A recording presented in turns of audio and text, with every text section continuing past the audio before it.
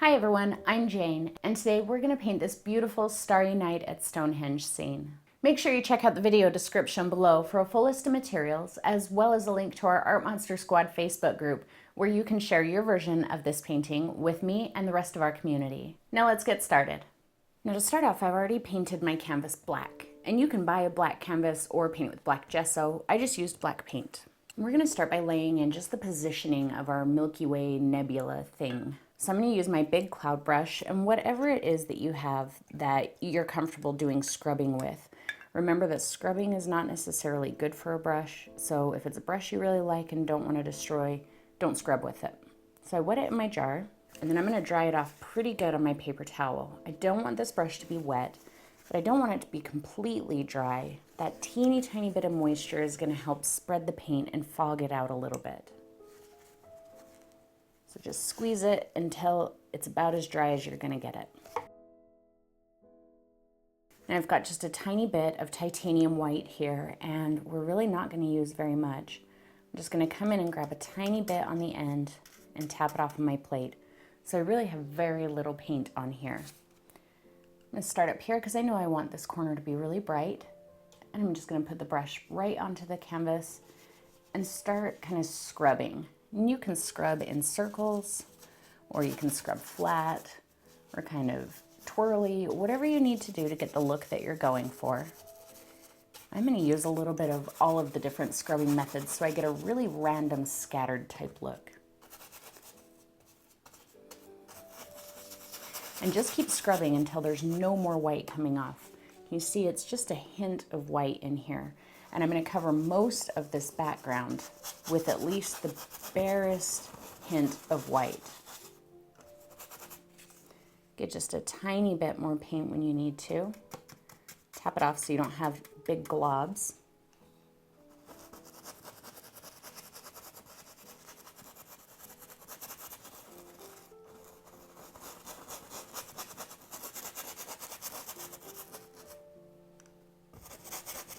I'm going to bring it down and out a little bit.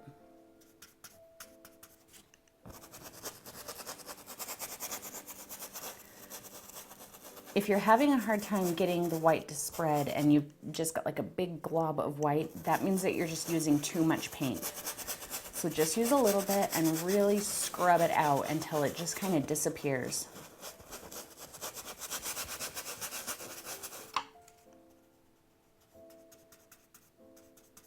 You can do this in any shape you like. You don't have to do it in the same type of shapes that I'm doing.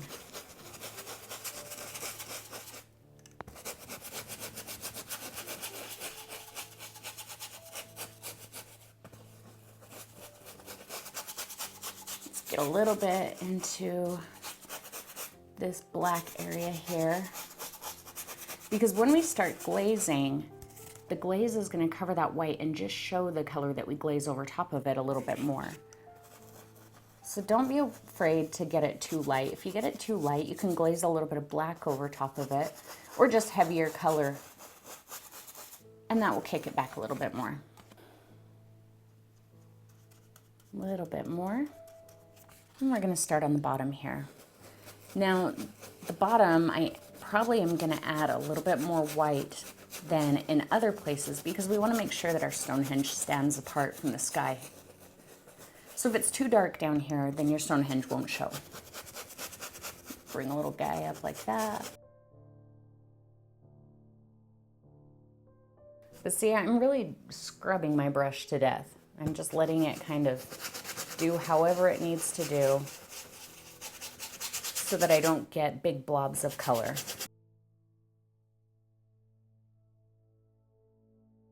Again, just a pinpoint of white.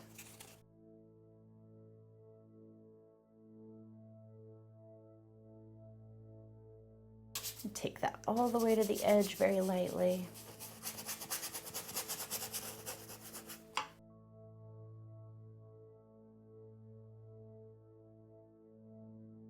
And again, maybe a little heavier right here so it's a nice bright spot. Okay, so that's basically how I'm going to have this move. Now, once you've got this, let it dry completely, because even though I can touch it and white paint doesn't come off, If I start scrubbing fresh white paint over this, I may lift some of that color and then I get these weird holes. So just get your blow dryer, hit it real quick, and then we'll come back and we'll do some more. All right, this is pretty dry now, and I cleaned off my brush and dried it on the paper towel, and we're gonna do basically the same thing. This time I am picking up just a teeny bit more white paint than I did before. And I'm gonna start brightening this up, especially right up in here. So I'm just kind of tapping it to get that to be a pretty bright color. And then start scrubbing it out so we get a nice haze around it.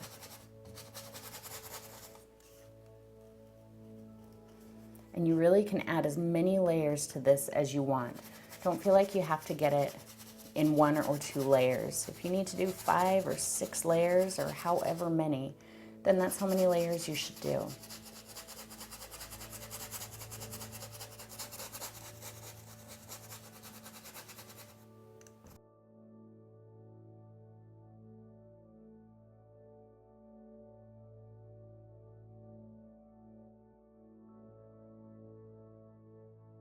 I'm gonna get a kind of a brightish spot right in here.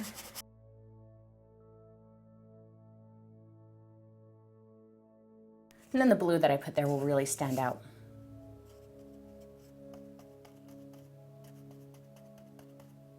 That's probably a little too much white, so I'm gonna start at the bottom here. Get rid of some of that, because I know I want it brighter here.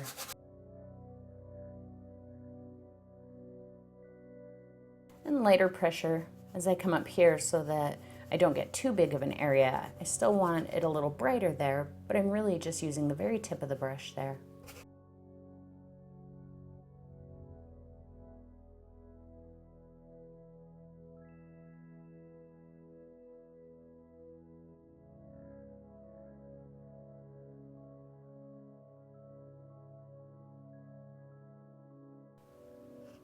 So now we're really starting to see some of that nice misty, streaky effect.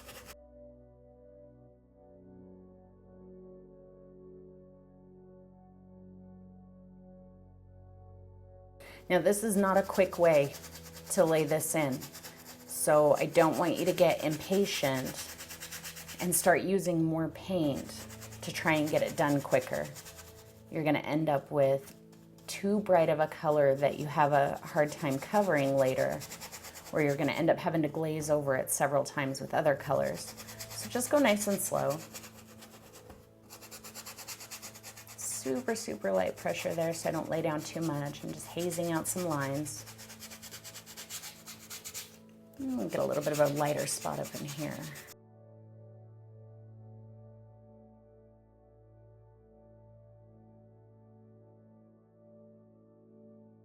Now this sky is really going to be the focal point of our entire painting. So that's why I say just take your time. Make sure you get it as light as you need it to be so that you can see your Stonehenge later. And also get all of the little detail in there that you want.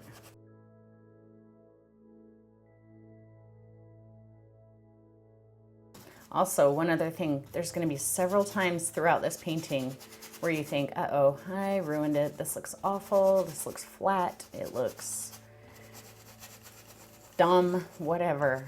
But stick with it, because just when you think that, if you move on to the next step, all of a sudden it all starts to come together and you can see exactly what it is you've been going for start to happen.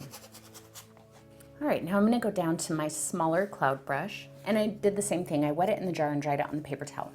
Now I didn't let this paint dry completely before I move on to this part, and that's okay because I'm not gonna be scrubbing really hard in this like I was with the last one, so I probably won't remove much more paint. But what we're gonna do now is start giving some definition to these clouds, add some quite brighter spots, and give it a little bit more movement, because right now it's just kind of a flat puff that moves. But I want it to almost look like a ribbon, so kind of like when you see pictures of the Milky Way, how it seems like it's a flat object that you're seeing on the edge. We want to give that impression here as well. So what I'm going to do is, as I come down, I'm going to decide where the edge would be, you know, just like a ribbon. So as I come down here, I think the edge would be up here. So it would be brighter here and then kind of fade out on this side. As it comes down, that ridge might flip and be on this side, and the fade out part will be here. But these are decisions you can make as you go and as you see things start to happen. And if that's too complicated for you and it doesn't make sense and you're not getting that, then don't do that. Just give it some brighter spots here and there. So I'm actually picking up a little bit more paint than I did before. Well, it's probably about the same amount, but I'm using a smaller brush, so it seems like more. But it's still not a blob. So I'm going to start right here and lay the brush flat, kind of like when we do clouds, and just kind of start scrubbing it along the edge, laying down some brightness. And it doesn't have to be in any kind of particular shape. You can come back with another little pinpoint and really amp up a spot here and there if you like. If you feel like your line is too straight, just kind of tap at it a little bit. I'm not wiping or swiping, I'm just tapping at that line. Just fuzz it just a little bit more. I almost see the insinuation of another little ridge right here. So I'm going to go with that. And make sure that you stand back and look at this as you go, because when you do, you'll see things that you don't see right up close. So now I see I've got a little bit of a ridge here that I just added. It looks a little darker right here, and then it almost looks like there's another ridge there. So I'm going to go with that and make that an actual ridge.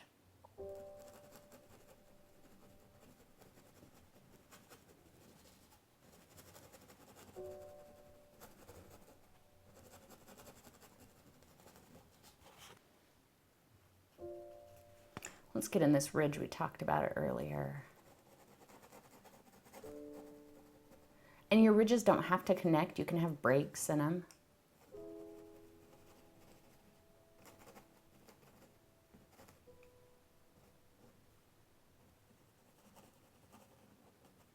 So see how it looks like it's kind of flat, and right there it's bent that way. As it comes around, it bends back that way. That's the look that I like, that I'm going for.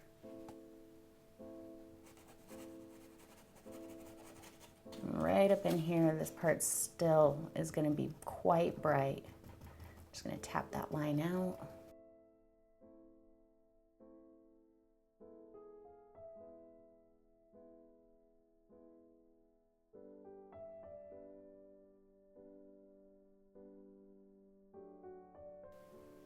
Just brighten this just a hint more. No ridges, just a little bit brighter.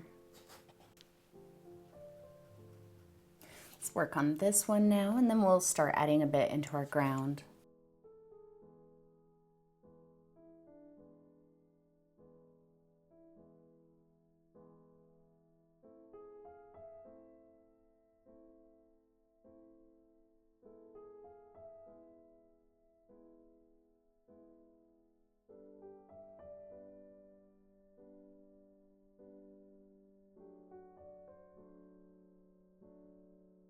You don't really want too many hard lines. You can have a little bit of a hard line that's kind of unexpected here and there, but for the most part, you don't want real even, solid features. So whether you have to tap it out with your finger or kind of tap it with your brush, whatever you have to do.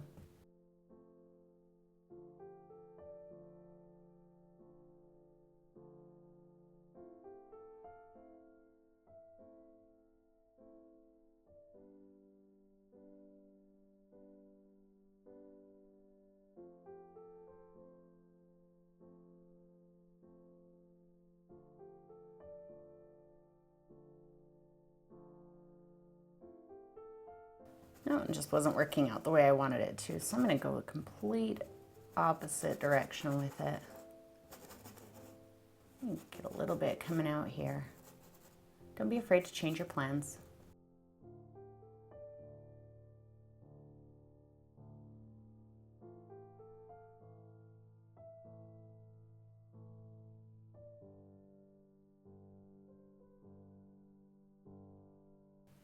And then again, a little bit of extra, really brighten this spot up. I don't think I want it quite as bright as this other corner. That's going to be my focal point in the sky. since on the ground where Stonehenge is going to be, my main Stonehenge piece is going to be on this side facing that way. So that composition with the opposites kind of draws your eye from one point to the other. I'm really going to fuzz this out. And I kind of like the idea of a little bit of a ridge right here.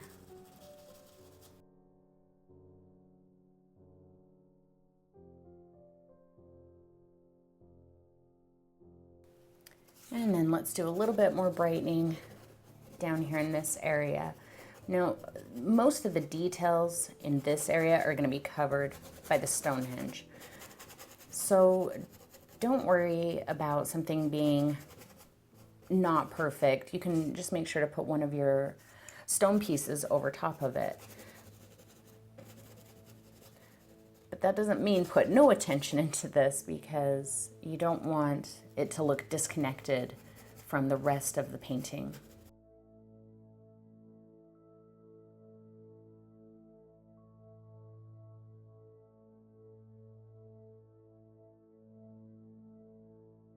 So you might be looking at this right now thinking, this looks really strange.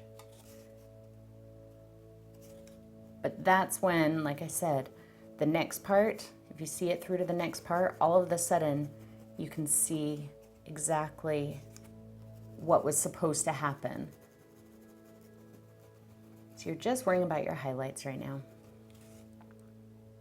Let's get a little more going on in this corner.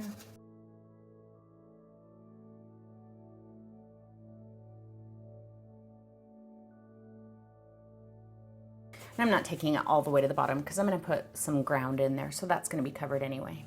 I'm going to get just a tiny bit of water, got just a little bit on the end of my brush, and we're going to make some stars. Now you can do stars a trillion different ways, and everybody's got their preferred method, but I'm going to flick stars today. So I'm just pulling out a little bit of paint. You don't want to make it too wet, so don't let it run. That's almost too wet. Bring a little bit more white into there. And then kind of roll a bit of it off. If you have too much paint or if it's too wet, you're going to lose control of your stars. Now I'm going to take a larger brush, and the trick to doing stars with flicking is to make sure that your brushes aren't tilted toward the canvas like that. You want to go straight up and down. If you have it tilted, that's when you get those streaks that move downward. And also if your paint is too wet. So straight up and down. And then just very lightly tap it. Don't go smacking it really hard. The farther away you are, the more of a scattered spray you're gonna get. The closer you are, the more of a little cluster you're gonna get.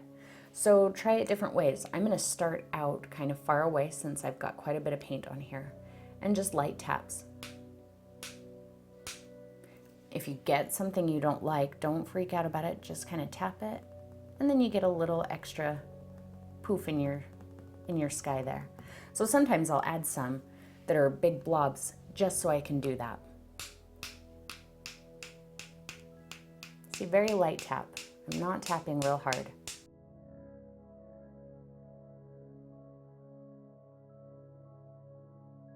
Now my paint's starting to get used up, so I can hit it a little bit harder to get some more stars. And you're gonna have stars all over your clothes and your face and probably your room. So make sure you're doing this wearing something you're okay with getting all starred up, and in a room you're okay with getting all starred up. Add it over the entire thing, in the black part, in the white part. And then in some of these areas that you want to appear super bright, like maybe in this corner on some of these ridges, get your brush closer and tap just a little bit harder. And really get a good cluster of stars in there. Bring it out a bit.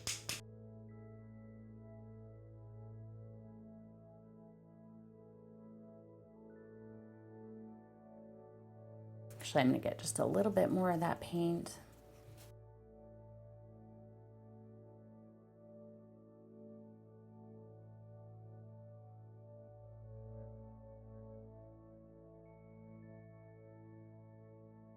Try not to hit your brush right on the ferrule because, as you can see, I've dented mine up from whacking the brushes together all week. So try and hit the handles.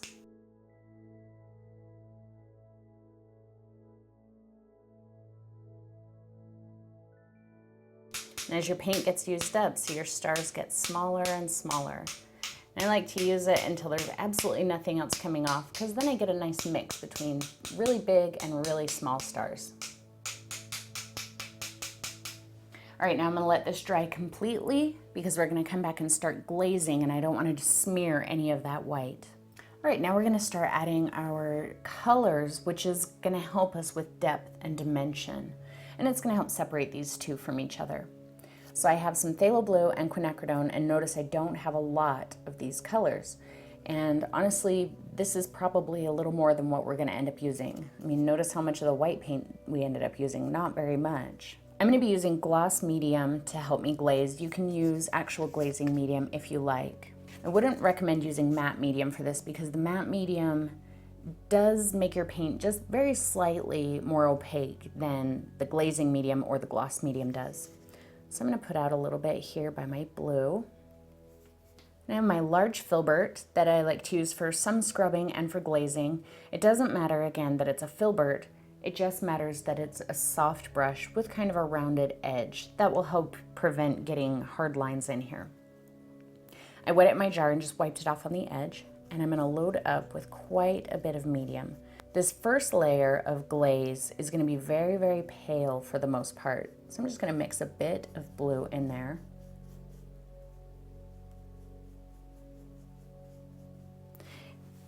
And start lightly brushing it over most of the painting. Not so much on this one. I want that one to be a little more of the quinacridone. But just lightly over top of this side. Make sure to brush out any hard lines you get from your brush. So I'm going to take it right to that edge, but not really into it. Keep it mostly on this side for now.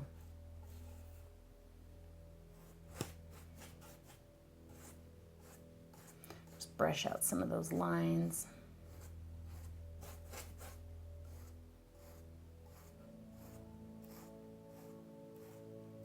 And the reason I put the stars on first is because there would be some stars kind of lost in the distance there. We'll add some more on top in a little bit. Whoa, that was really quite the wet brush. Maybe don't use quite as much water as I used. I'm gonna get some more paint this time, quite a bit darker. I'm gonna take it over this edge here.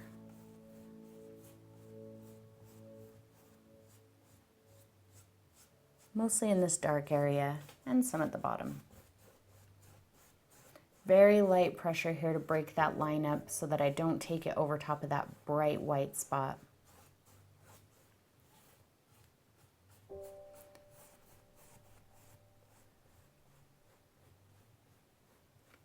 Just kind of get it in there a little bit.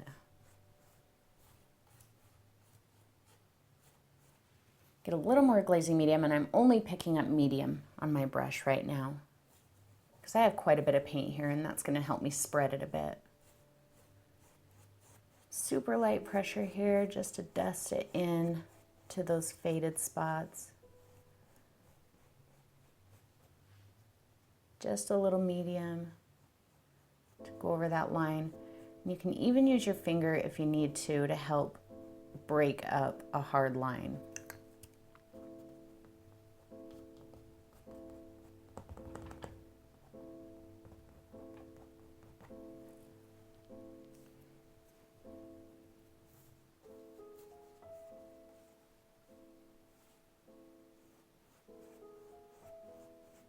And so see, the glazing medium helps make this blue really transparent so we can still see the stars and some of the little puffy spots that we added. Let's go ahead and deepen some of the spots over here, like right in here. Right over top of that spot, but you can still see it. Bring it in pretty close around here. Up into there a little.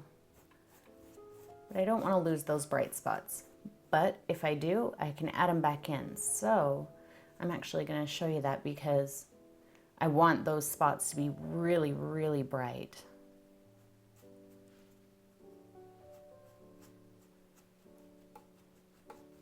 If you get too much, like I just did there,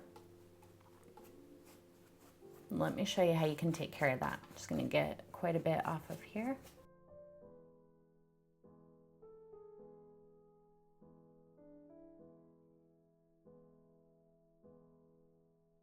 I just washed off my brush, squeeze out some of the water,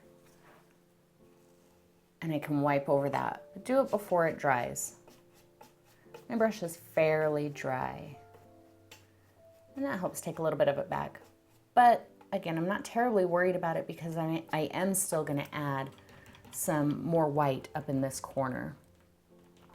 Okay, one more time, I'm gonna let this dry. I'm actually gonna get my blow dryer and dry it, and then we'll come back and add the quinacridone, and we'll be able to see how the colors layer and really help push and pull things forward and back. All right, now this is pretty much dry, so we're gonna glaze some quinacridone.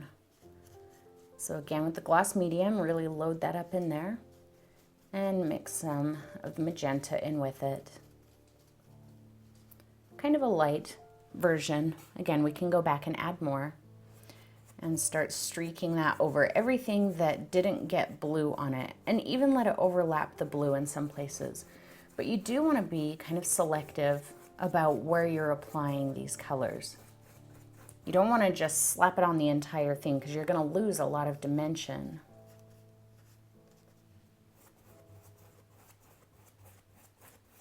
And right there where the quinacridone and the blue meet, we're starting to see a little bit of a purple transition, and that's really nice. Make sure to keep those brush strokes out of there. Get a little more water if you need to.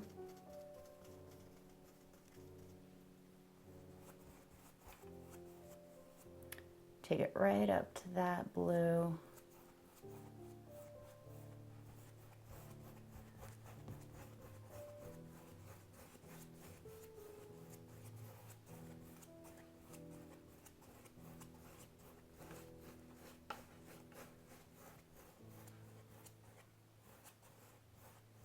Let's take it in just a little bit into here. That's going to help push this faded part back into the distance a little bit more.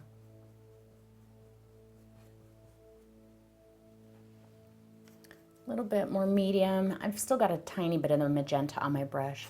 Now I'm going to go over this part because I don't want it to be too heavily magenta.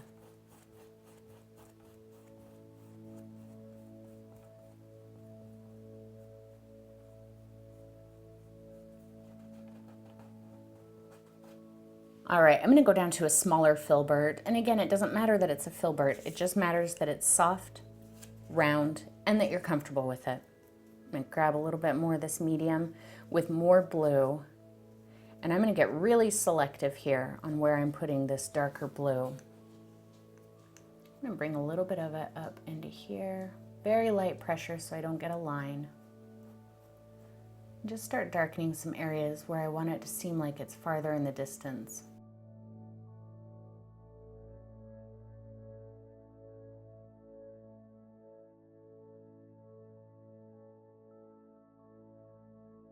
Super light pressure, just like when we're painting a background and blending colors. Heavier pressure lays more paint down. Light pressure blends them together. So I'm really just kind of dusting there, barely touching the canvas. Just a little bit of medium to help blend areas together. Now, if you're working over top of glaze that is potentially still wet, like this quinacridone, you may find that you're lifting some of it. So if that happens, let that part sit and don't touch it until it's dry. I'm going to put a little of this dark blue down in here, but not over my ridge.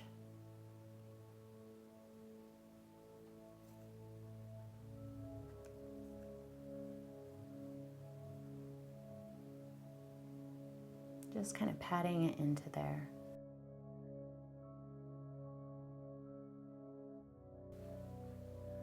You can get a little extra water if you feel like you need it.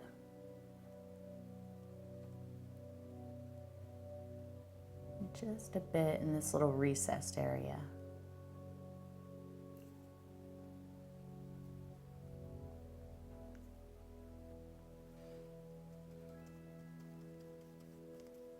And again, I cannot stress to you enough the importance of standing back and looking at this, because you may be standing right here in front of it, painting along and thinking, this looks awesome. And then you stand back and look at it and you're like, what did I just do? It's just a big mess. And likewise, you could be standing here thinking, oh man, this is a catastrophe. But as soon as you stand back and look at it, you're blown away with what you just did. So every few minutes, after you finish a section maybe, just walk away from it. Get maybe 5-6 feet away from it. And judge it from a distance. Don't judge it right there in front of it.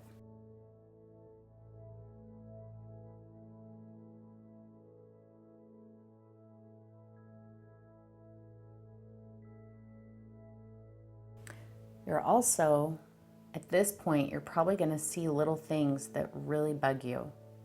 And you're probably going to keep trying to go over them and over them, trying to get rid of them. But I caution you against that, because once we add another layer of stars, that's actually going to take a lot of those little things out. So for example, I don't know if you can tell, I can see some lines from the paintbrush, but I'm not stressing about that, because all I have to do is put a little burst of stars over it, maybe some of the highlight that we're going to do, and that won't even show. Not to mention that's right about where my Stonehenge is going to be. So don't stress over little things. You can easily take care of them in some of the next steps. Just keep selectively adding your shadow colors.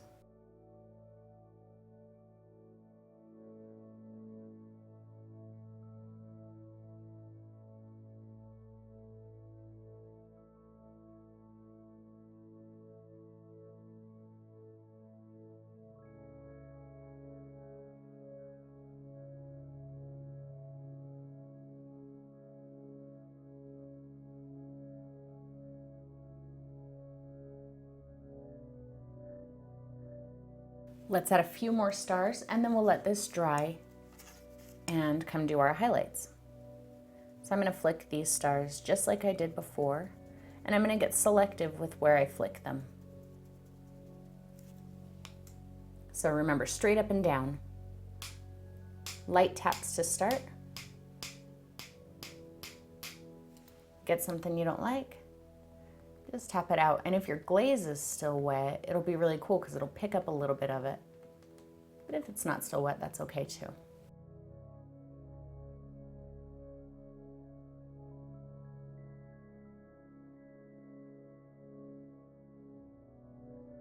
So right here, I kind of lost control of my paint when I was glazing. So I put a little extra star right there. And then I'm just going to tap it out, and that completely hides it and gives an interesting little effect.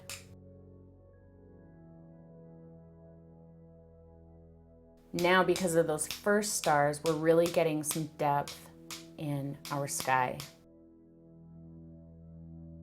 Really build some up in these brighter areas. And we're gonna let this dry. All right, now we're gonna add some bright pops onto these ridges. So I've got another cloud brush and I'm using this one dry, and this is a much smaller one. Now I'm going to be using a little bit of transparent mixing white or zinc white.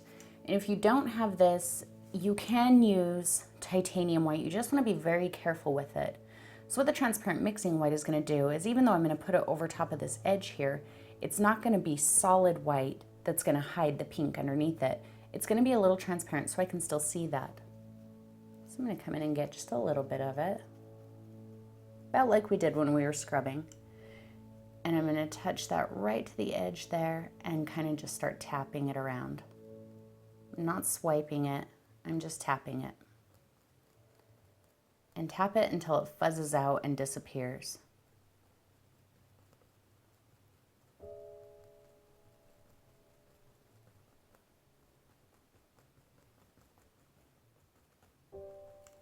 And you can use your finger to tap it a bit if you need to, if you get too hard of a line.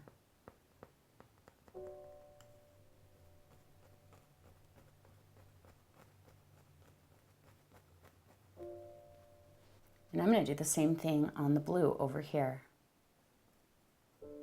Just right up on that ridge, just lightly tap it. And see how you don't lose the blue. It just brightens it. And take it off of the ridge. Don't make a hard line.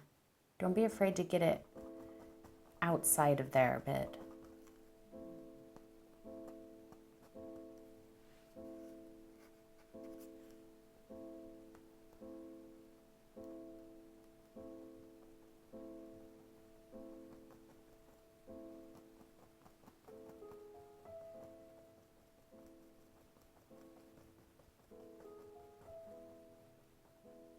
So that's what I'm going to do all through here in areas where I want it a little bit brighter. And it doesn't have to be contained to the ridges, wherever you feel like you need some color. You know, look at a lot of images online of the Milky Way or just nebulas, whatever it is that you want it to look like. And there's so many different colors and shapes and everything. So you can get really creative and do this how you like. And like always, you don't have to use my colors. You can use any colors that you like. I'm going to bring just a little hint of that down into here. Create some very small highlights. And it's just a dab. That's all I'm doing, over and over. Just breaking it up.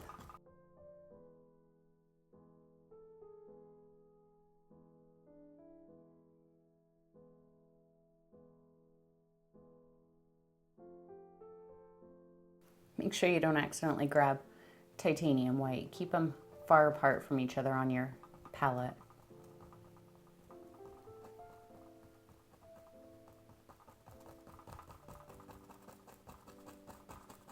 And see, I'm just kind of breaking at that line and letting it kind of fly off into outer space.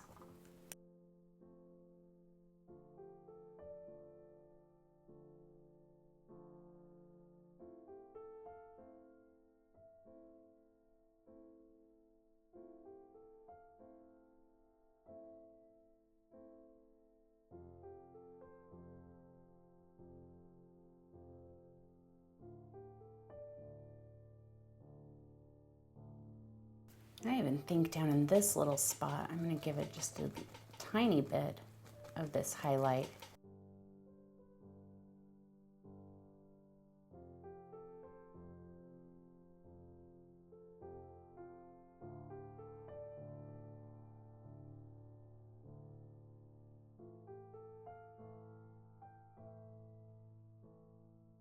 If you get a little spot that you think is too much, just take a little bit of a damp brush before it dries and just lightly, lightly wipe at it. There.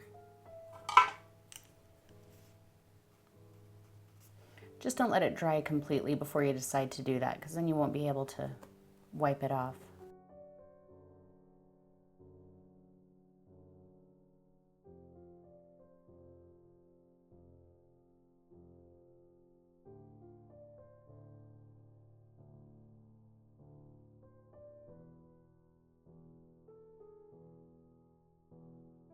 Now right in here, I see a shadow right here and another little highlight here, but I don't want to make that a ridge, but I do like that. So I'm going to get the tiniest bit and just kind of amp up that highlighted area just ever so slightly.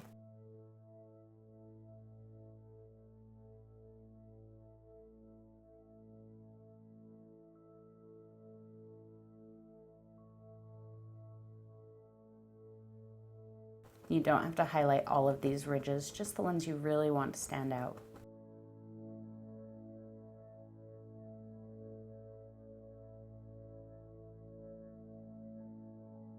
Right here where I pointed out that I had those lines, I'm just tapping what's left of on my brush right over where I said those lines were, and that's helping hide them without losing the color.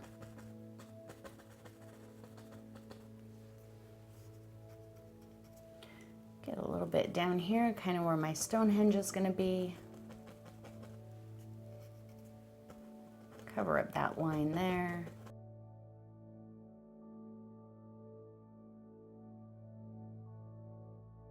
All right, now I'm gonna get a tiny bit of titanium white, and I didn't clean off my brush. I still have the mixing white on there. But I'm gonna do the same type of thing up in these areas where I want it to be really, really bright. Just tapping it and letting it fuzz out on its own.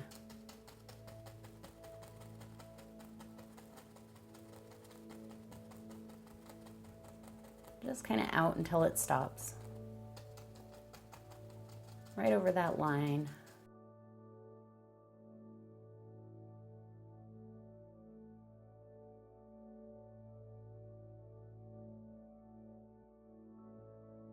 Doesn't have to be real even in there. You can have little spots that are much brighter and little spots that are much paler.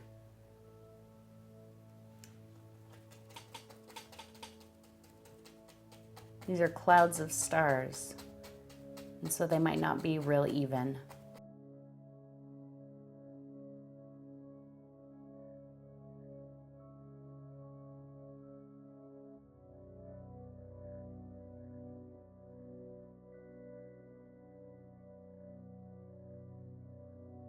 A good rule of thumb for how much paint to use while doing this is, if you think you have enough paint, you probably have too much.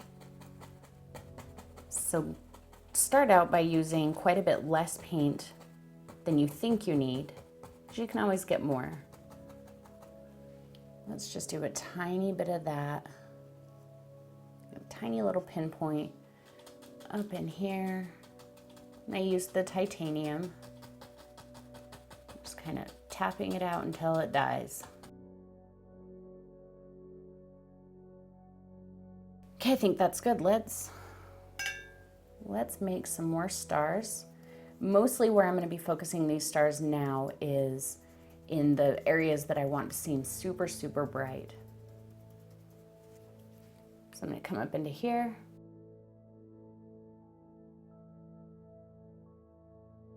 And give quite a bit.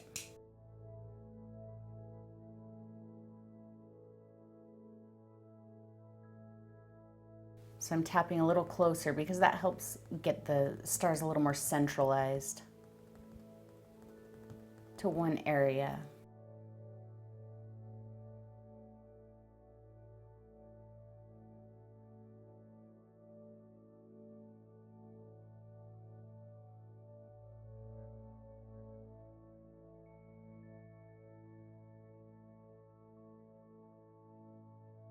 Get some down here so that will also help our Stonehenge stand out.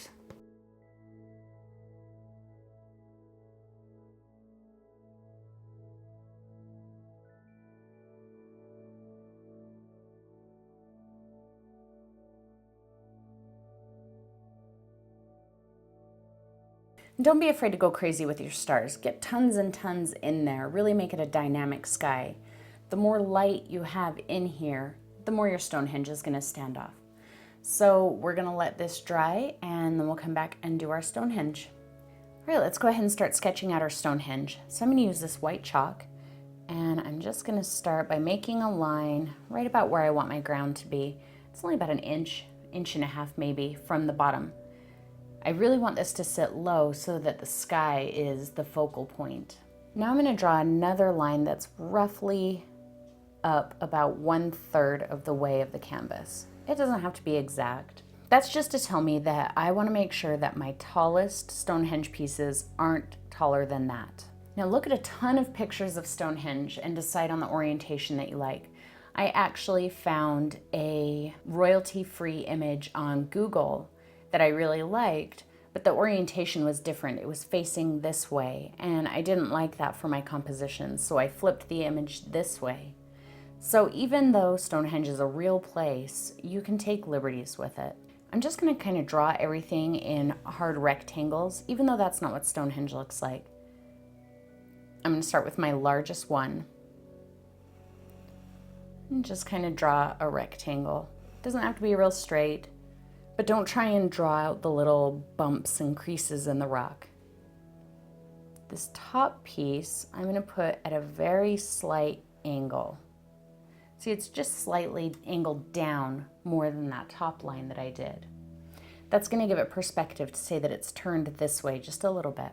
We're going to have like a little, either a shorter one or an obelisk-like thing over here, and maybe there'll be a rock there.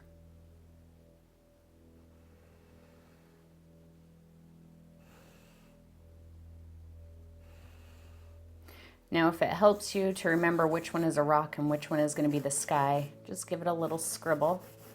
So that says those are rocks, that part is sky. Let's say there's another one back here in the distance, so it's going to be much more narrow. Maybe there's another one here. And again, you're just blocking this in. Once we start painting it, you can make any changes you like to any of these.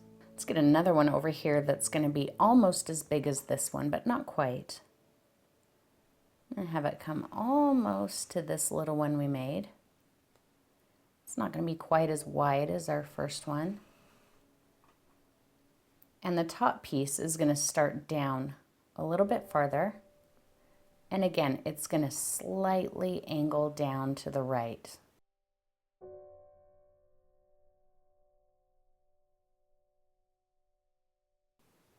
Maybe there's another one poking out right here.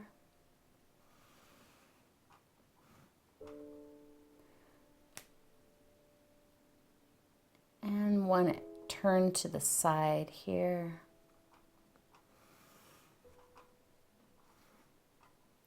Maybe we'll have another obelisk here. And a little piece in here. So I know this just looks like a big confusion of lines right now, but as you sketch it out, you'll remember what is what.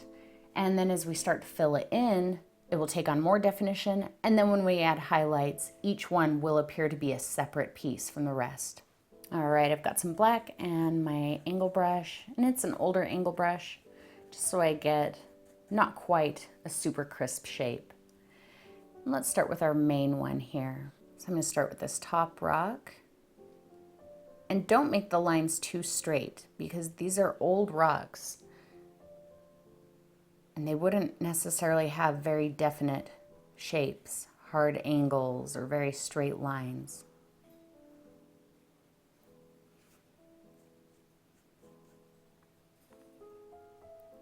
This bottom one, I'm going to kind of bring it down and out.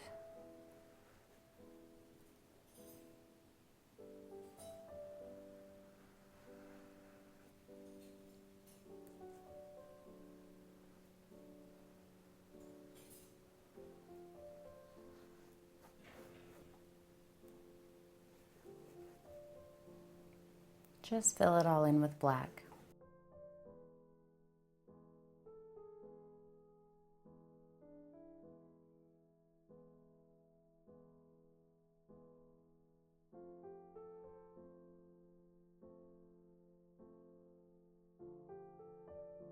And our little obelisk piece over here, kind of a rounded, almost pointed edge.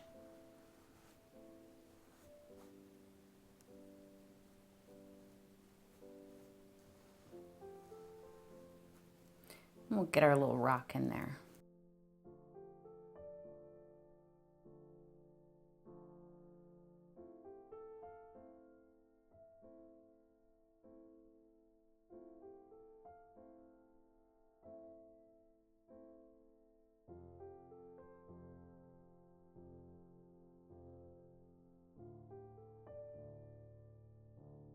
And I'm just going to fill them all in the same way.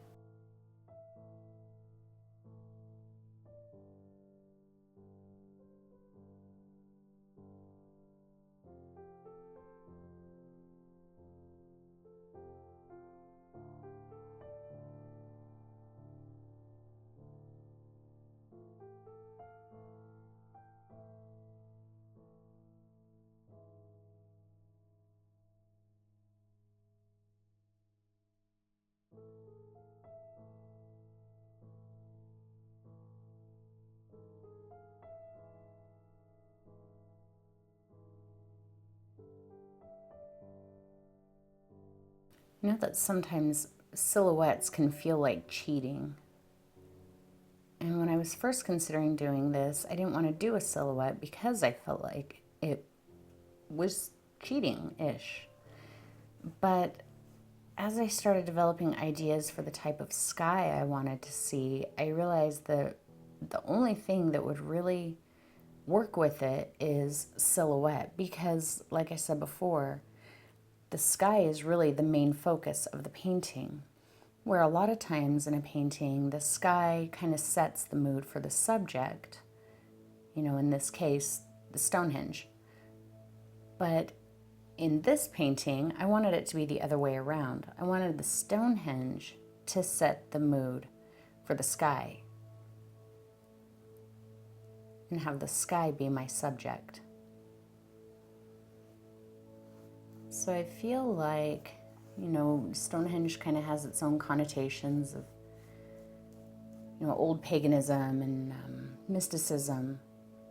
And I think that that adds to the feel of the sky, rather than the sky adding to the feel of the Stonehenge. Down here, I'm going to start filling in the ground, but I'm not just going to go straight across like that. I think that looks weird. So I might bring some parts of it up. At Stonehenge, there's a lot of pieces of rock and boulders laying all over. And so the ground at this perspective may not necessarily be flat. So I'm just going to fill this all in, give it some little bumps here and there for some boulders.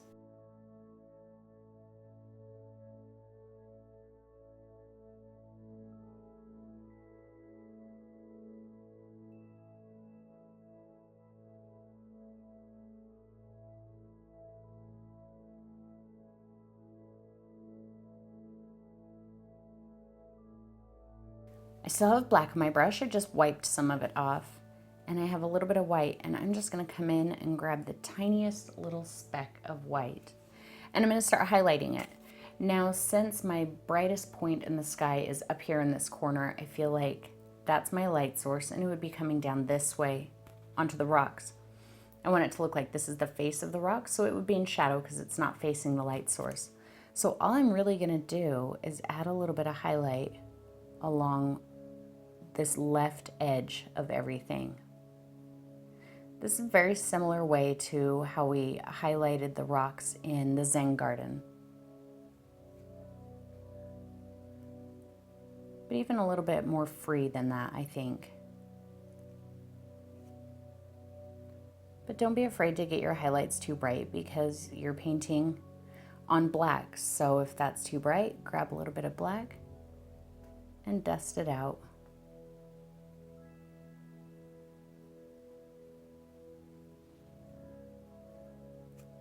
And you can go over it and over it until it's exactly what you want to see. And I did not let my Stonehenge pieces dry first. The black that I'm painting on is still wet.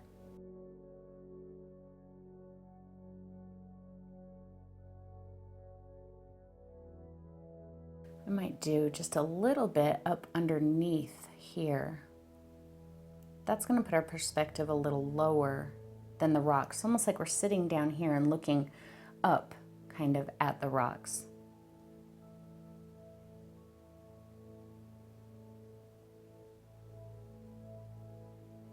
And my light's not going to be quite as bright as I get down farther. So I'm not going to take the bright white highlight all the way to the ground on the pieces.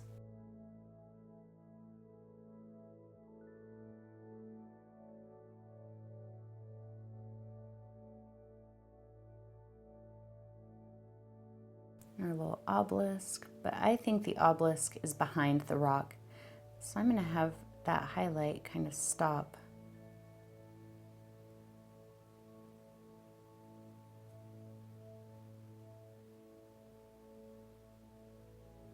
And see how that helps insinuate the shoulder of the rock there. Give a little highlight onto our rock that's poking out here. Just kind of dash it on. And you can get a little more black and blend it if you need to.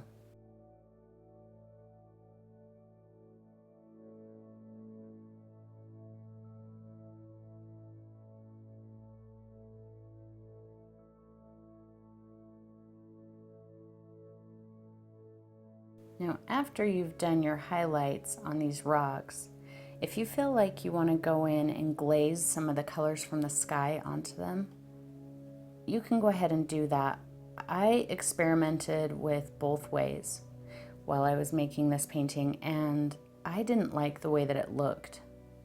With the colors glazed onto it, I felt like it blended in too much with the sky, so ultimately I just left my highlights white and gray. But if you wanted some of that pink and blue in there, you can absolutely try that out.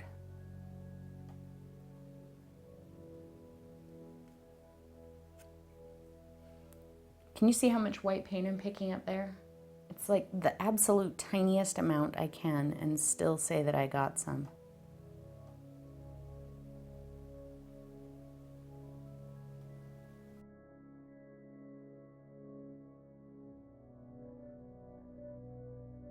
And I kind of lost my highlight here, going over that.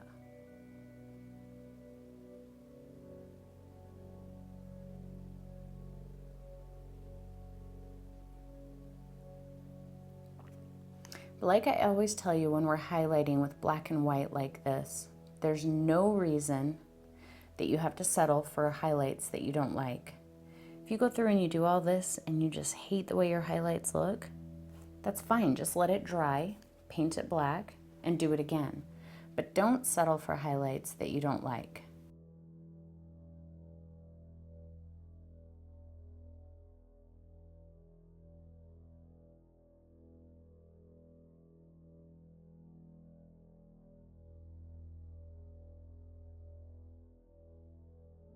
And these highlights are just very, very subtle. But you can make them as bright as you like. As with any painting, if you're the one doing it, then you can do it however you want. It doesn't matter how I do it or how anyone else does it. When you're doing it, it's yours. So do it how you want to see it.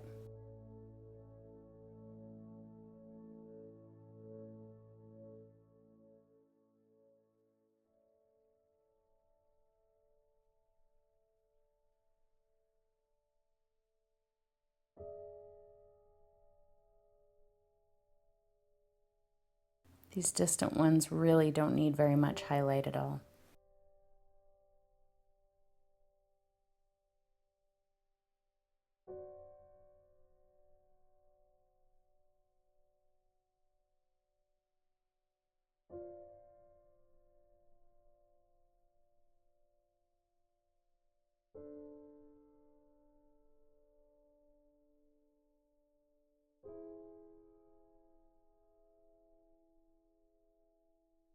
I forgot to paint in my other little obelisk over here.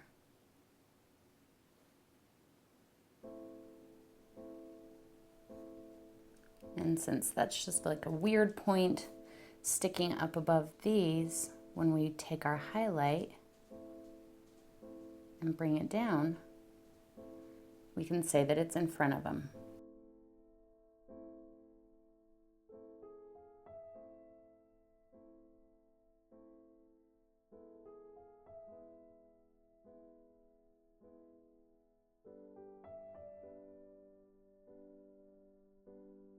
And then we'll just do a little bit of highlighting on the ground here.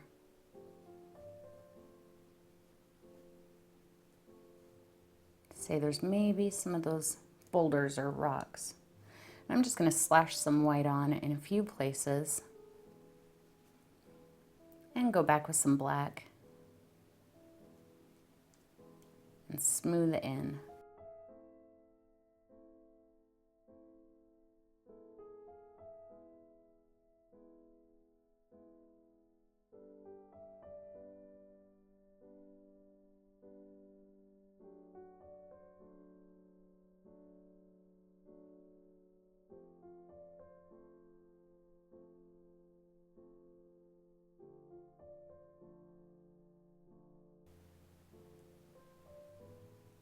Give it some nice angles.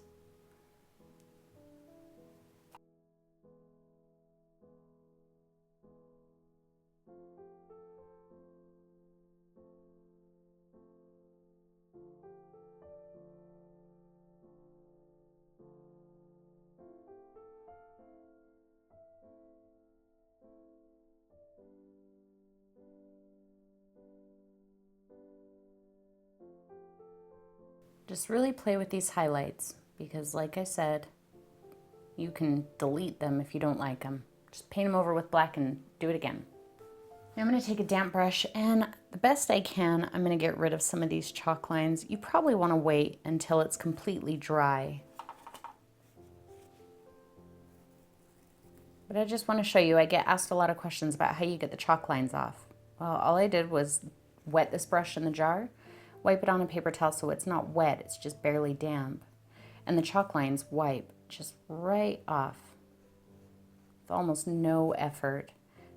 Except, you know, right now I have to be careful I don't erase paint or smear paint around.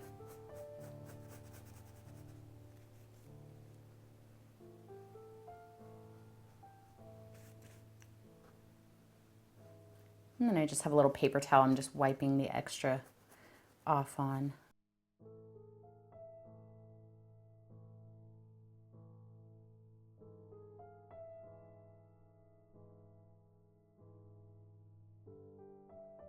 And there's your starry night at Stonehenge. I hope that you had fun painting this, and I hope that you learned a lot about glazing and a little bit about composition. If you like this video, please make sure to give it a thumbs up and maybe share it with a friend who you think would like it as well. If you haven't yet subscribed, please make sure that you do so that you can paint with me every week. Also, make sure to check out my brand new website, paintingwithjane.com. There you'll find everything you need to paint with me each week. You'll also be able to pick up some Art Monster Squad swag there, as well as my new line of paintbrushes that should be released very soon, I hope. Thank you for painting with me, everyone, and I'll see you next time.